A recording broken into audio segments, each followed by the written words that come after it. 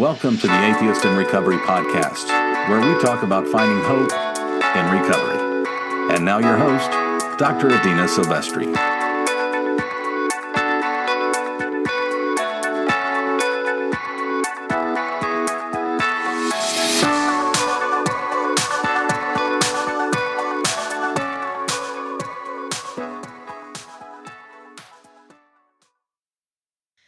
Hello, everyone, and welcome to episode 4 of the Atheists in Recovery podcast. Today is a solo episode.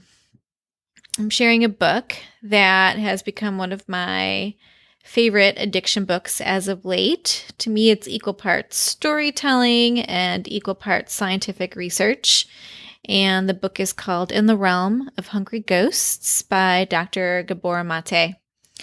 Today, I want to outline 3 takeaways from the book, and just in hopes that you'll perhaps want to dive deeper, maybe even buy the book, or you'll connect with me on social media and we could have a conversation about it. But I've been using this book in my practice, and it's really helped to give me a different perspective on addiction and the analysis of addiction and human cravings. So let's get started. Number 1, In the Realm of Hungry Ghosts. That is the title of the book. And it comes from the Buddhist religion. And the way that I know this is I had to Google it. But there are 6 realms in this wheel of life, according to the Buddhist religion.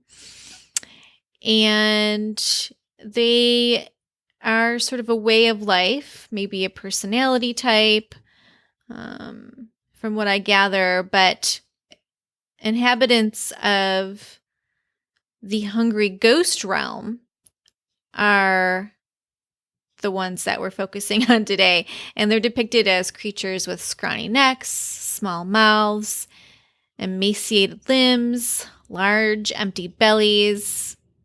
And in this realm, you try to fill this perpetual emptiness with substances. And the emptiness is perpetual because, as you know, the substances are not really what we need. And we don't know what we need as long as we stay in this hungry ghost realm.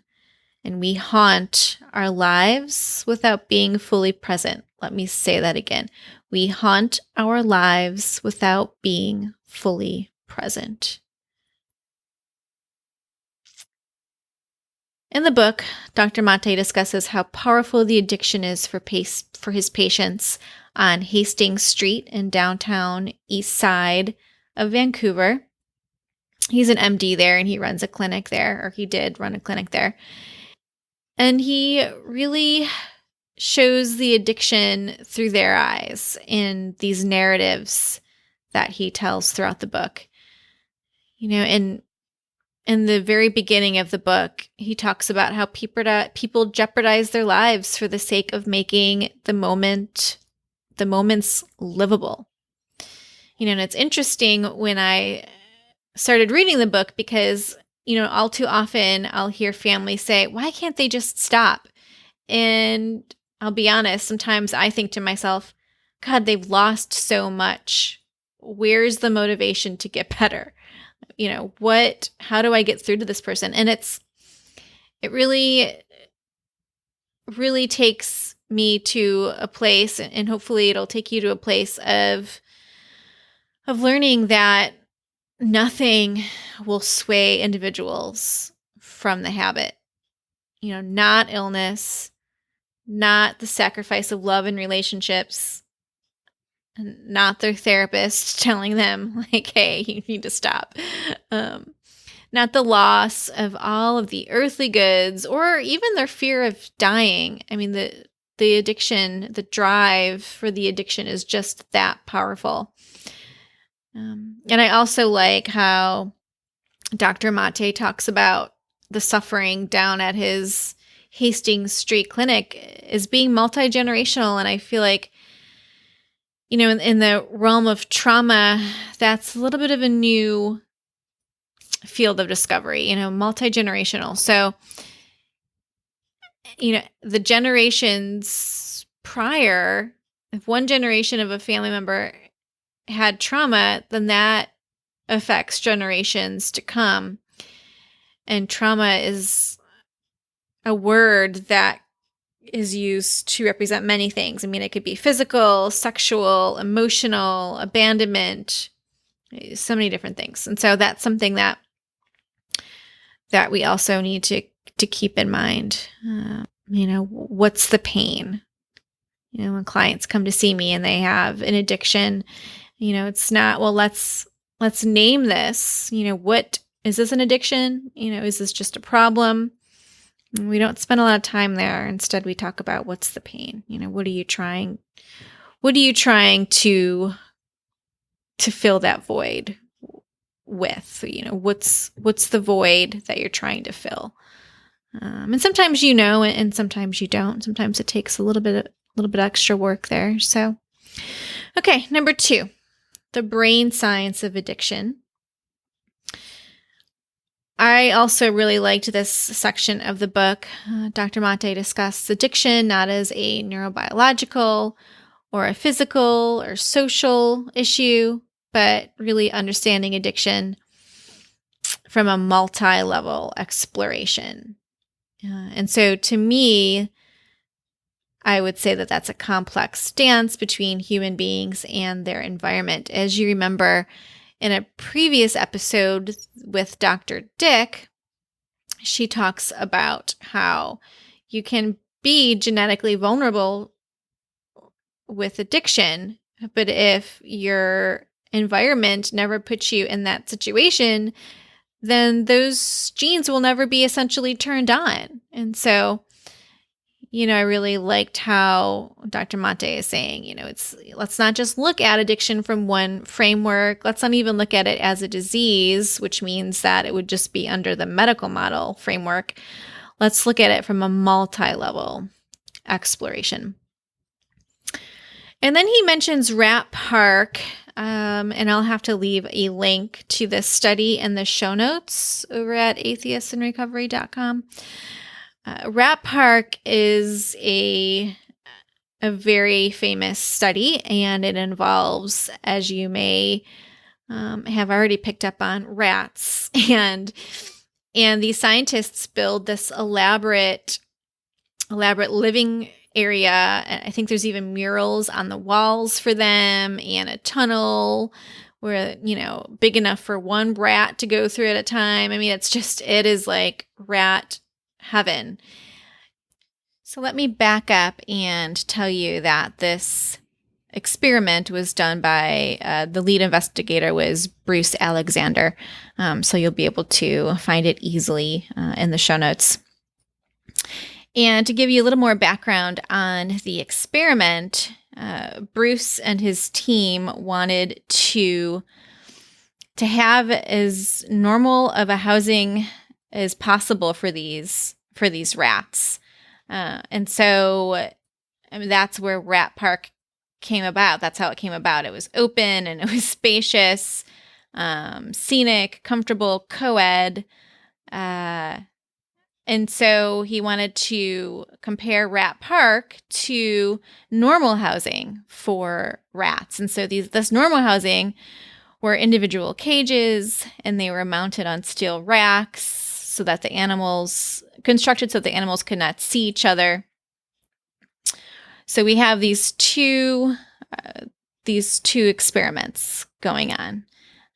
So Bruce Alexander is comparing the impact of environment and stress on these rats in the different housing situations.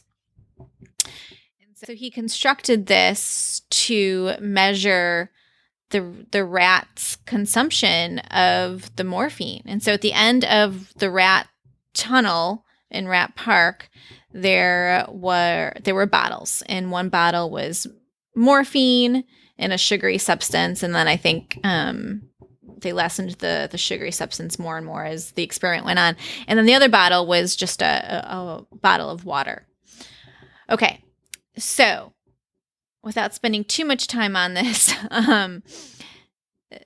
what they had found was that in Rat Park, the morphine, the rats in the normal housing drank an extreme amount of morphine from the bottles compared to the rats in Rat Park. And so those findings, Brian Alexander would say that those findings are comparable with the coping on the human opiate addiction scale, that solitary confinement causes incredible psychic distress in humans.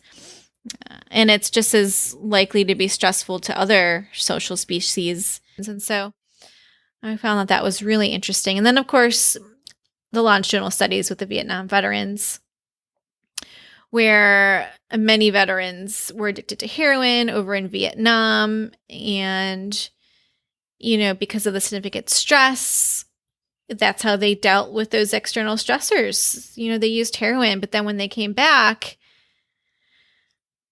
most of the vets did not continue that heroin addiction, which is an important thing to highlight. So drugs do not make anyone an addict any more than food makes a person into a compulsive eater. I stole that from Dr. Mate.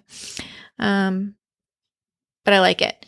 So there has to be a pre-existing vulnerability there, just as we said with the earlier podcast with Dr. Dick.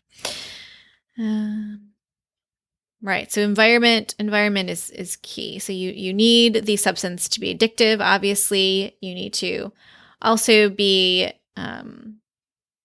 have a pre-existing vulnerability, and the environment has to be just right. So the stress, there has to be external stressors that you feel like you can't control. So those three things, sort of the recipe that you would need. And so let's go on to number 3. Number 3 is the war on drugs. And I feel like eventually I'll have one full podcast on this because it's so interesting to me, and not in a positive way. But even as the name depicts, the war on drugs, it's such a doom and gloom metaphor. And, it's not even really appropriate to describe it as a war, to describe that as a complex social problem, because really we need to be talking about compassion for these people that are addicted to drugs and alcohol, and love and insight. And we need to be calling for better scientific understanding and more valid research. And so Dr. Mate describes the King County Bar Association statement from 2001, and I'm not going to go through the statement in its entirety, but a couple of things I wanted to point out is the war on drugs failed to reduce problematic drug use, particularly among children. An increased crime related to prohibited drugs, increased economic crimes, violent crimes, and of course, a profitable commercial market made possible by the prohibition of drugs. And then the clogging of the courts and, the compromises in the administration of justice, as well as loss of respect for the law. And that's just to name a few. Okay. And just to recap, the highlights for me in this book is, the realm of hungry ghosts, and talking about what that realm means, and how, in this realm you try to fill this emptiness with substances. And as we know, that emptiness cannot be filled until you figure out the root cause of such emptiness. And so we continue to haunt our lives without being fully present. 2, I really relate to the brain science of addiction, and Dr. Mate does a really good job of discussing it in layman's terms And then, of course, also we'll put some links to Rat Park and some of the longitudinal studies with the Vietnam vets. So drugs don't make anyone into an addict any more than food makes a person into a compulsive eater.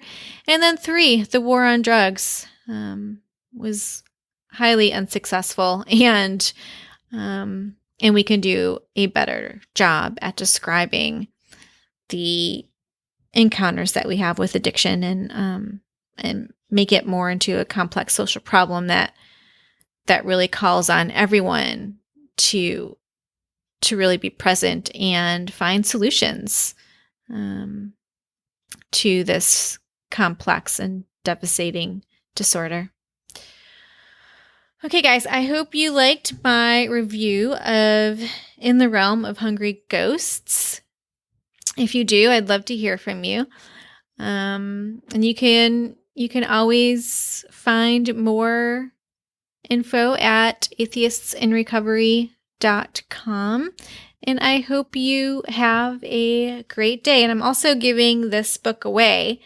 And so you can find more on the giveaway for the podcast launch over at atheistinrecovery.com. All right, guys. Thank you. Bye. Thank you for listening to the Atheists in Recovery podcast. For more great info and to stay up to date, head over to atheistinrecovery.com.